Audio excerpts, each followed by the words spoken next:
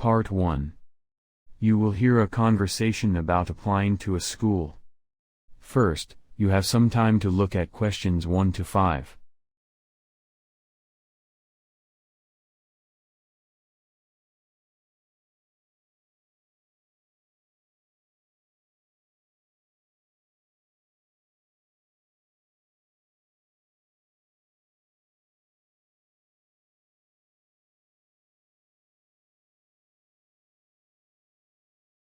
Listen carefully to the discussion and answer questions 1 to 5. Good afternoon. This is Riverside Cares in London. How can we be of help? Hello. I'd like to enroll my son in your school this autumn. Will it be possible? Absolutely. We'll need a few details from you, though. Are you a parent or a legal guardian? I'm the boy's mother. I see. May I have your full name, please? It's Isabella Olivia. It's Isabella. And could you also specify your son's full name? It's Sebastian. All right. Our school works with children of different ages. They range between 2 and 5 years old. How old is your boy? He's 3 years old at the moment. But he'll be 4 years old when he enrolls. Thank you for mentioning this. I'll note down his age as 3 years old right from the start then. My son loves being around other kids. He can't wait to join. He certainly won't be disappointed. May we have your address? Sure. It's 10 Downing Street, that's London. And what phone number can we use to reach you? You can call me at 0887130088. Splendid. Let us now discuss when you want your son to visit our school. Saturdays and Wednesdays would be ideal in our case. Let's see. Saturdays are certainly going to be available. But unfortunately, I can't say the same about Wednesdays. Many parents prefer this day, and our school is full on Wednesdays as a result. Could Thursdays be a viable alternative for you? I would have to reschedule a few appointments at work. But I can't see why Thursdays wouldn't work. Very well. What drop-off and pick-up times will you specify? We do our best to cater to the needs of working parents. That's why we open early at 7 a.m. and close late at 7 p.m. My work is somewhat far from where your school is. So I'll drop my son off at around 9 a.m. and pick him up at around 5 p.m. This will give me enough time to get to and from work without haste. Before the end of the conversation, you have some time to look at questions 6 to 10.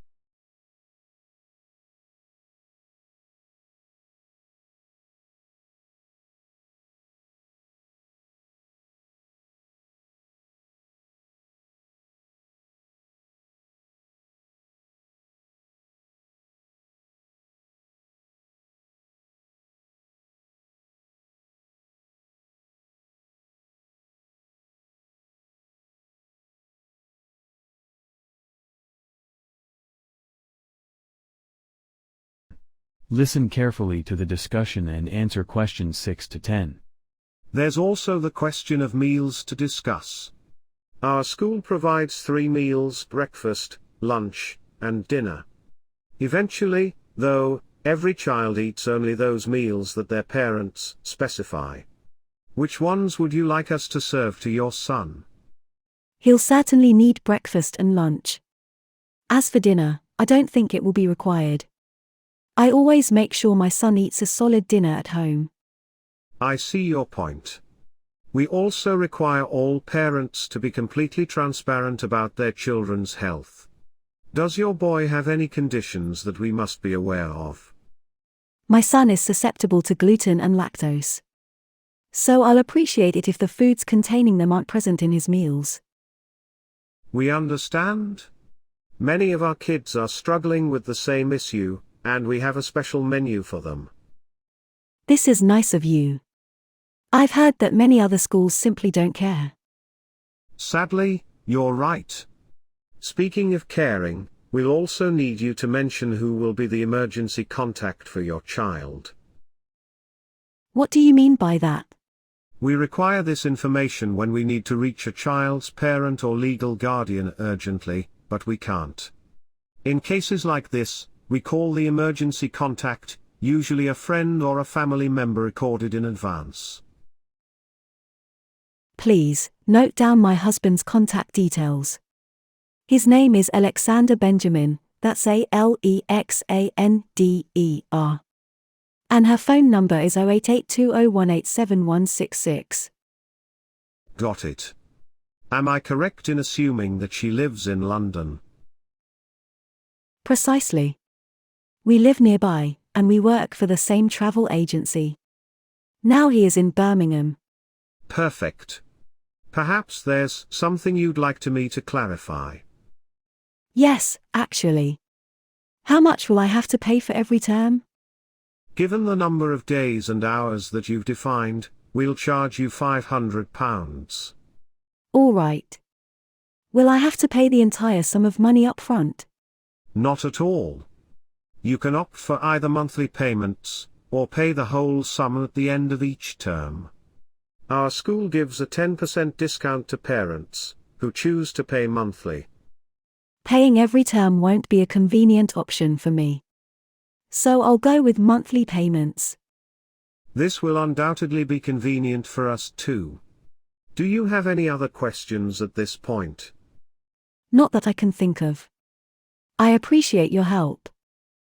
You're all set then. And you're very welcome. That is the end of part 1.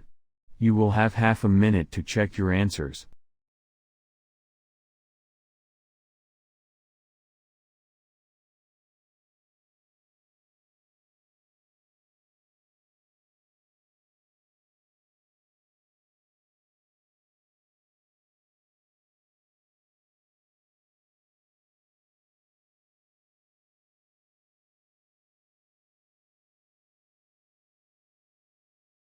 Now, turn to part 2.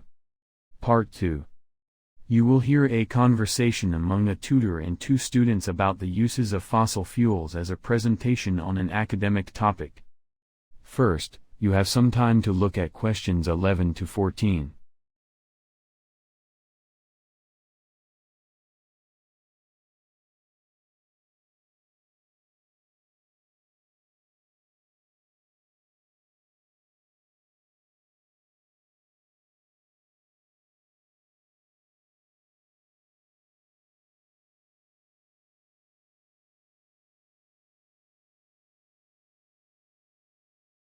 Listen carefully and answer questions 11 to 14. Robert and James, you will talk about the uses of fossil fuel from a different point of view. Now I ask you to look at the EASE study for fossil fuel as part of your exam assessment. Can you summarize the key information, James? Well, fossil fuel, though extensively used, is not eco-friendly, and its usage comes with huge environmental costs. Considering global warming and climate change and the detrimental effects fossil fuels have on the environment and public health, green fuels such as solar, hydro and wind power could be the answer to our future energy demand. It is good that many countries have already started using these green power sources. The demand for fuels is rapidly increasing in many countries with the population rise. It is also associated with industrialization. It seems only apparent that oil, coal, and natural gas-rich countries would broadly use them to leverage their stock of such energy sources. For instance, country A has natural gas, country B and C are rich in coal, and country D and Organization of the Petroleum Exporting Countries have a massive oil stockpile. Besides, other developed countries that do not have an enormous stock of such fuel import them from other countries at a considerably low price. However, fossil fuel stock is limited and would get exhausted at a certain point. So, alternative and green sources, which is renewable, would be the primary source of our energy in the future, and we should get ready for the time when we will have no new oil or gas stock. Since green energy like wind, water, and solar power is renewable, their use should be as much encouraged as possible from right now, and it is a good thing that the trend has already started. Alternative sources of power, such as solar and wind power, do not pollute the environment, have lower carbon emissions, and are eco-friendly. So, their use could save the planet from the disaster of global warming, which is already visible around us. Wind power and solar power are in use in countries like Denmark, Germany, and France, and more countries are joining the list. We already have an extremely efficient technology to produce solar and wind power, and the trend is quite encouraging. The energy demand is increasing fast, and the stock of fossil fuels is diminishing. So, we should turn to alternative green energy sources and share the technology and expertise with all nations, so that the transition happens worldwide to save our otherwise dying planet due to climate change and greenhouse effects. Before the end of the conversation, you have some time to look at questions 16 to 20.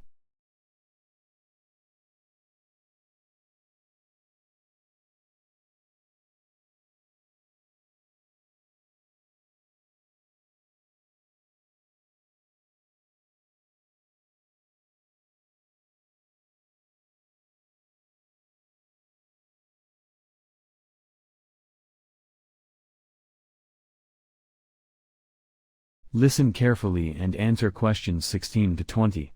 Well, every year, the energy demand is increasing globally.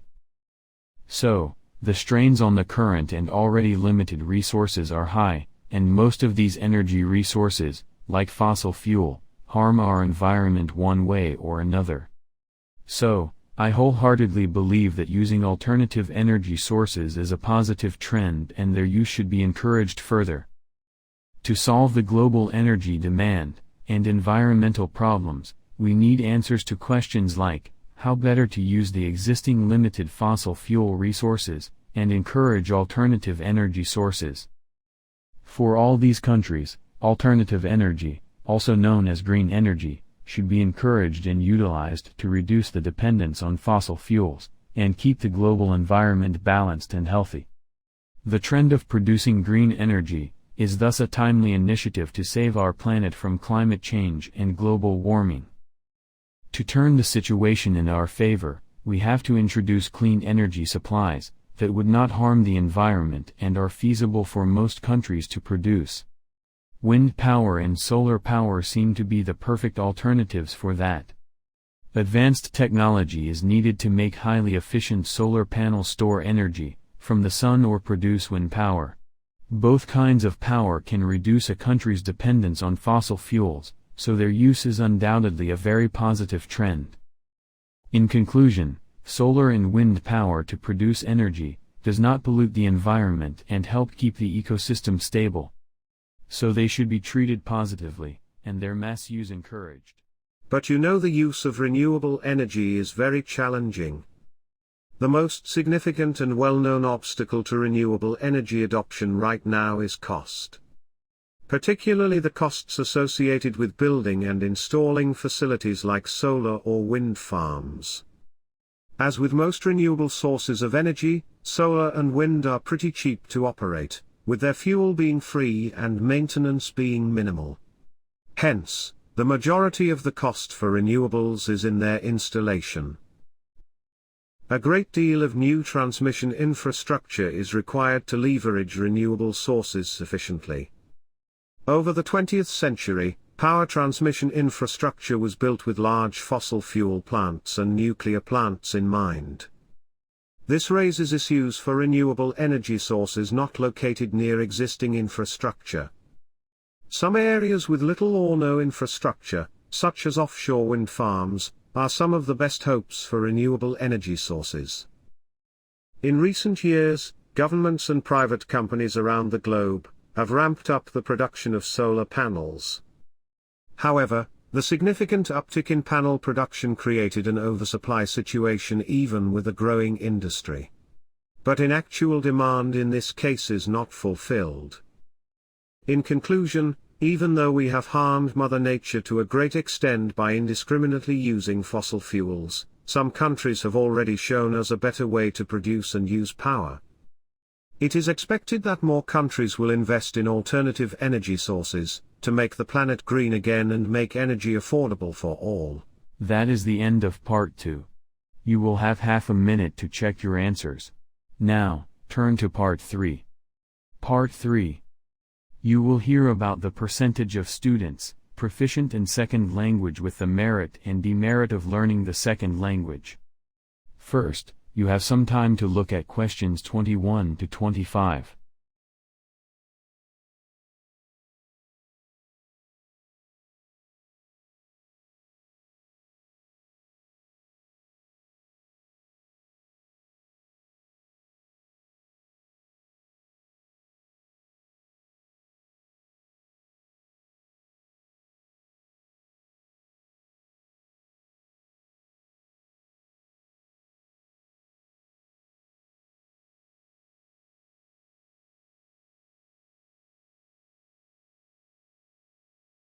Listen carefully and answer questions 21 to 25. The bar chart presents the ratio of male and female pupils in 6 countries who have a good command of a foreign language. It is evident that more male learners are proficient in a second language than female pupils, and the proportion of such fluent students is higher in country D and E. As the diagram summarized, the proportion of students conversant in a foreign language was the highest in country D, approximately 70% female students and 80% male students who can use a second language. Country E has about 70% men pupils and just over 60% female students who are experts in a different language. Interestingly, students with skills in a foreign language are higher among females than males in all countries, except in country C, where such male pupils ratio is 10%. Country B has more second language knowing students than that country A and C. The lowest percentages of such pupils reside in country C, where only around 20 to 30% of disciples know a second dialect. However, you will also find a minor percentage of students' skills in 2 different countries, that is 20%. Before the end of the conversation, you have some time to look at questions 26 to 30.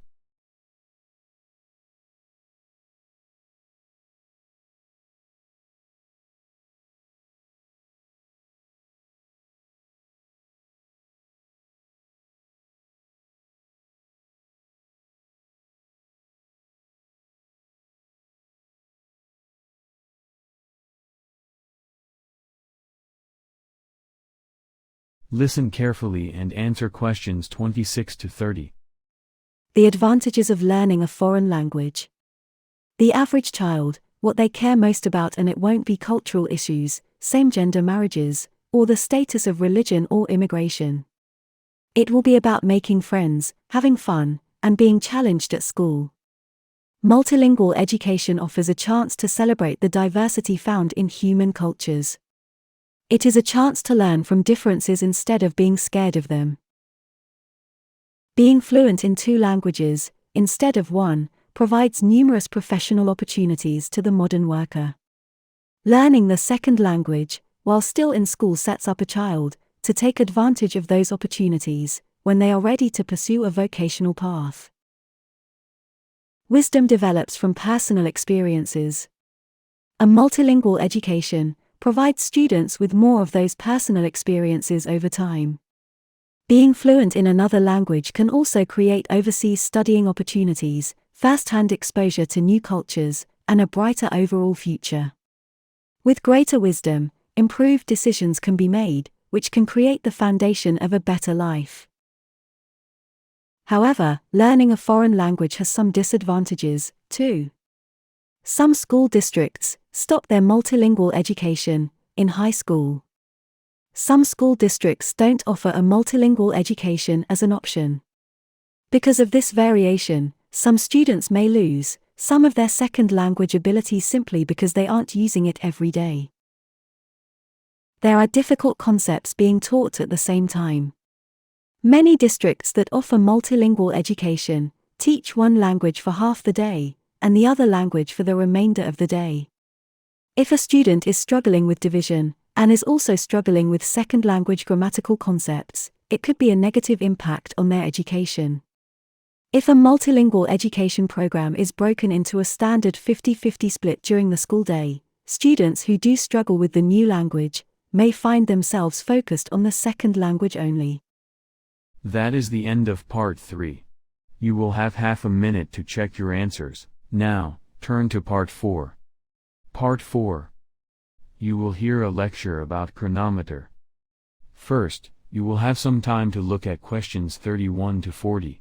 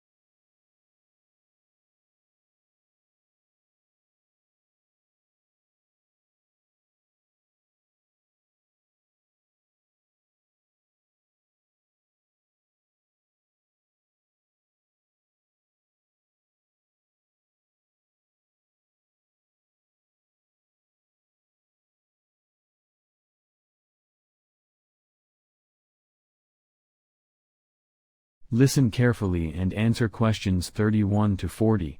Well, the most significant scientific problem of the age, the reality was that in the 18th century, no one had ever made a clock that could suffer the great rolling and pitching of a ship, and the significant temperature changes, whilst still keeping time accurately enough to be of any use. Indeed, most of the scientific community thought such clock impossibility. Knowing one's position on the Earth requires two very simple but essential coordinates, rather like using a street map to think about how far one is up/down and how far side to side. Until the middle of the 18th century, navigators had been unable to accurately determine their position at sea. They faced the substantial attendant risks of shipwreck, or running out of supplies, before reaching the destination. The angular position of the moon, and other bright stars, was recorded in 3-hour intervals of Greenwich time. The sailors also had to calculate the moon's position, if seen from Earth's center. The time corresponding to Greenwich time was determined using the nautical almanac. After 1714, when the British government offered the vast sum of £20,000, to solve the problem, with the prize, to be administered by Dying Splendidly, titled Board of Longitude. The government prize of £20,000 was the highest of three sums, on offer for varying degrees of accuracy. The total award was only payable for a method to find the longitude at sea within half a degree. This prize, worth about £2 million today, inspired the self-taught Yorkshire carpenter to design a practical marine clock. During the latter part of his early career, he worked with his younger brother. Their first major project was a revolutionary turret clock for the stables at Brocklesby Park, the seat of the Pelham family. The watch was revolutionary because it required no lubrication. 18th century, clock oils were uniformly poor, and one of the significant causes of failure in the period. Rather than concentrating on improvements to the oil, Harrison designed a clock that didn't need it. In 1730, Harrison created a description and drawings for a proposed marine clock to compete for the longitude prize, and went to London seeking financial assistance. He presented his ideas to Edmund Halley, the Astronomer Royal. Halley referred him to George Graham, the country's foremost clockmaker. He must have been impressed by Harrison, for Graham personally loaned Harrison money to build a model of his marine clock. It took Harrison 5 years to create Harrison No. 1 or high. He demonstrated it to members of the Royal Society, who spoke on his behalf to the Board of Longitude. The clock was the first proposal that the board considered worthy of a sea trial. In 1736, after several attempts to design a betterment of high, Harrison believed that the solution to the longitude problem lay in an entirely different design. H4 is altogether different from the other three timekeepers.